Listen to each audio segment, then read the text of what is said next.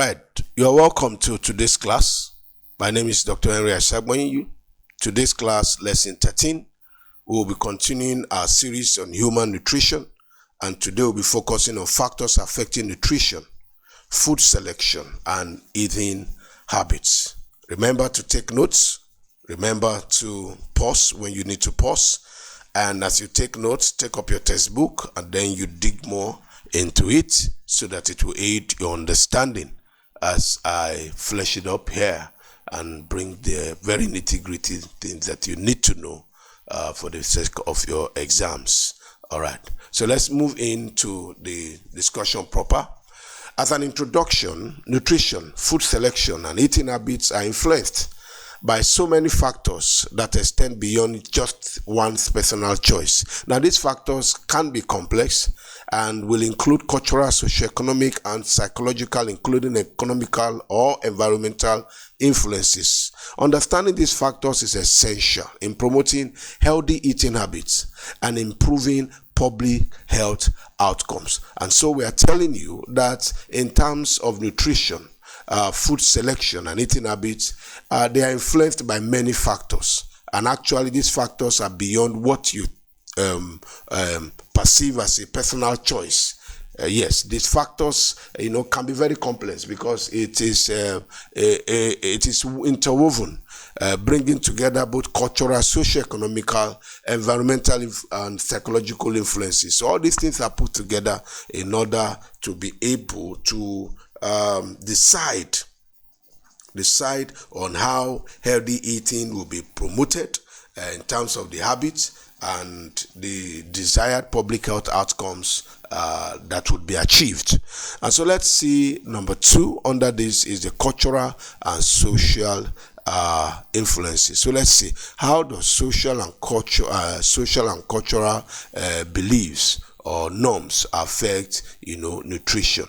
Now, for cultural beliefs, different cultural groups have specific food tradition. Of course, you know that when you go to different states, you see their food tradition based on their culture and beliefs. And this strongly impacts food choices. For example, soul food in African American culture includes high-fat foods like fried dishes and excessive sweets, which may affect nutritional health.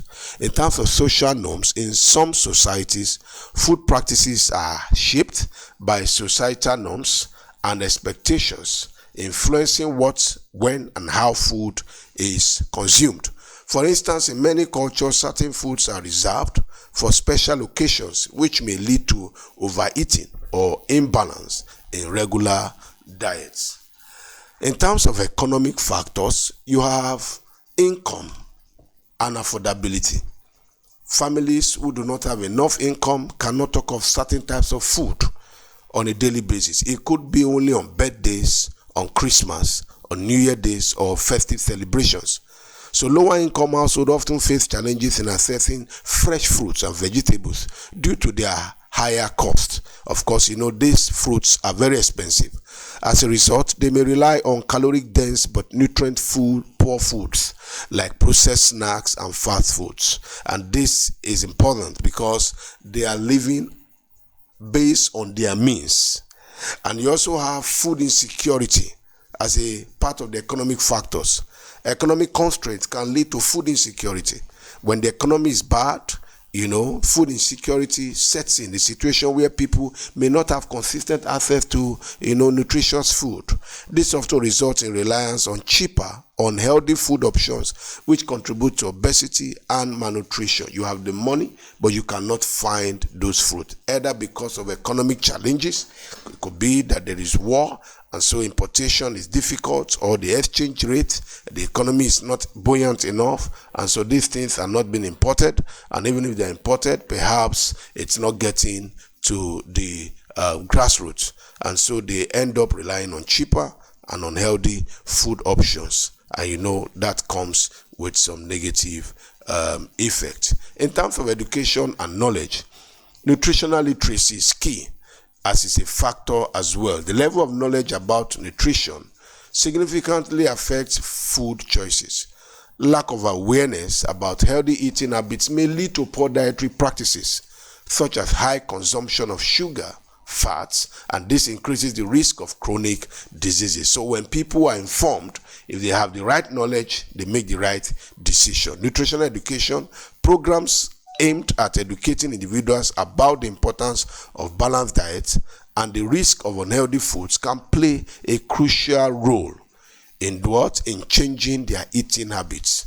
And you find that in schools, media, and community centers, it can be instrumental in spreading nutritional knowledge. In schools, you go there, students are spoken to. In the media, they're also, given the opportunity to speak to the populace, and also in the community centers, the community is brought together and they are given information on nutrition. The next one that affects nutrition is psychological and behavioral factors. Psychological, that is emotional. When people, do what we call emotional eating, this could be as a result of stress, anxiety, and emotional distress can influence eating behaviors. Some, maybe when they have challenges, they just keep eating. Some of them, when psychologically they are down, they resort to just frying and eating and drinking as a way of, trying to beat the condition. Now, we have seen that many individuals resort to comfort eating, consuming unhealthy foods to cope with emotions. This can lead to overeating and the consumption of energy-dense foods that contribute to weight gain. Let's see also advertising and media, as part of the behavioral factors. Media and advertising play a significant role in shaping food preferences, particularly among children. When they watch the television, they listen to jingles on radio and so on. They hear of this yummy advertisement on foods, on beverages, on snacks, and so on. So these advertisements promote sugary snacks and fast foods that are highly effective at encouraging unhealthy eating habits. And so when children see it, they demand, "Mommy, I want to buy this. Daddy, I want to buy that." They talk about it on phone. I saw it on my brother's phone. I love the ice cream and so on. And with that pressure, we yield to them and get them these unhealthy snacks, very sugary. And as a result, it encourages unhealthy eating habits because with time, they get used to it. Another factor is accessibility and availability. When you hear food desserts, sometimes this is not very much available. For example, many urban and rural areas, especially low-income neighborhoods, lack access to grocery stores with fresh produce. And this forces residents to rely on convenience stores, which predominantly sell processed foods with little nutritional value. Because food deserts are very important, but accessibility to them is a problem. How about the fast food culture? The global prevalence of fast food restaurants has altered eating habits because it promotes larger portion sizes and higher calorie consumption. So fast food options are typically low in nutritional value because it's commercial and high in unhealthy fats and sugar, so that it can increase and they can make more profit. And so this contributes to the rise of obesity, and people don't have time to cook. They just go to the fast food center, get the food, and they move on. In fact, most people don't even care how these foods are prepared, and as much as it is looking nice and it is hot and they just see a lot of people buying there, well, let's fill the stomach. Number 7, as part of factors that affect nutrition, food selection, and eating habits, is environmental influences. Under it, you have the food environment, and this encompasses the availability of different foods, the quality of food accessibility, and the physical and social settings in which this food is consumed. Now, availability can vary significantly by region, with urban areas having more diverse options than rural areas. So the food environment is key, and it determines the availability of the different foods as well as the quality of those food, how much they are accessible. Let's see the marketing and advertising. Now, aggressive food marketing, especially aimed at children, significantly influences food choices. These adverts for unhealthy foods are often more visible and very appealing because they will make it looking very yummy on those videos, on those media, and it will encourage consumers to choose high-calorie snacks and sugary drinks. And of course, when you see these adverts, it gives you, that appetite to want to order for them.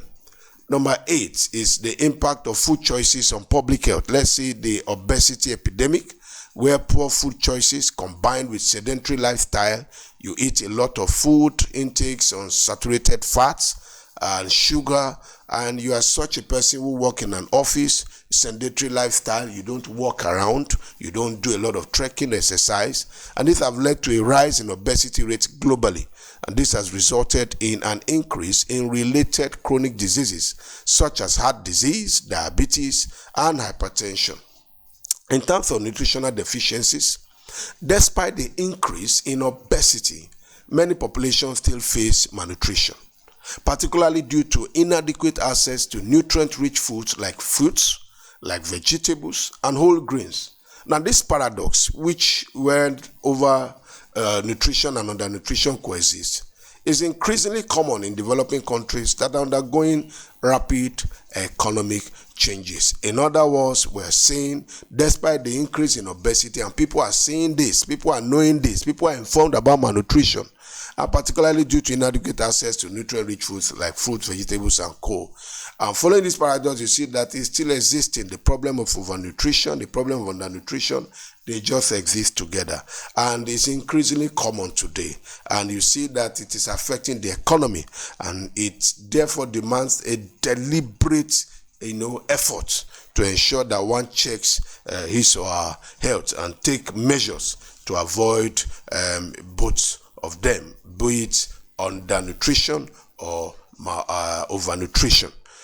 Now, let's see number 9, recommendations for improving nutritional status. Recommendation for improving nutritional status. Number 1, policy change.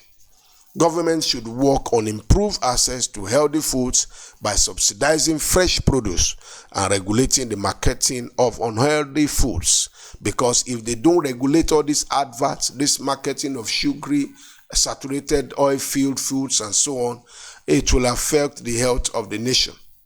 So policies that promote the availability of nutritious foods in schools and workplaces can also make a significant difference. These policies by health officers or health policy makers will go a long way to control food vendors in the schools and food vendors in the workplaces, and to ensure that what output they provide have a significant, difference in the positive sense. Community and family roles. Number 2, as recommendations for improving nutritional status. Under the community and family roles, public health strategies should focus on improving nutrition literacy at the family level. You educate the people educate their family members. So educating families about the importance of balanced diet and the risk of processed foods can help improve dietary habits. It can help improve dietary habits. Let's see cultural sensitivity as we round up on this particular topic. Under cultural sensitivity, healthcare providers should consider cultural preferences when making dietary recommendations. So you are talking to somebody, you know that this person comes from a particular village. In that village, there are some foods that are forbidden. You find out alternatives that will still serve the same nutrients. Respecting cultural practices while promoting healthy modifications can truly lead to more sustainable dietary changes, and this is very important. Remember, we have just discussed factors affecting nutrition, food selection, and eating habits. We've seen an introduction to it, and we have discussed the cultural and social influences, the economic factors as it influences it, education and knowledge. We've seen the psychological and behavioral factors, and we have also seen the accessibility and availability as a major factor affecting nutrition. We have seen environmental influences, and then we have also seen the impact of food choices on public health, and we have seen the recommendations on how this nutritional status can really be improved. Please make sure that you take notes of all that you have learned. Visit your textbooks, read more and read wide, And that's how you get to know more in addition to what we've been told. And also remember that if you have questions, ask them on the Google Classroom comments platform. Every question will be answered. And when I see you in class, we will dig more into this, following your questions and further observation. So I wish you well as you study. And remember that very soon your continuous assessment will be coming up for the first 12 or 13 classes that we have held. Thank you. See you in the next class. Bye.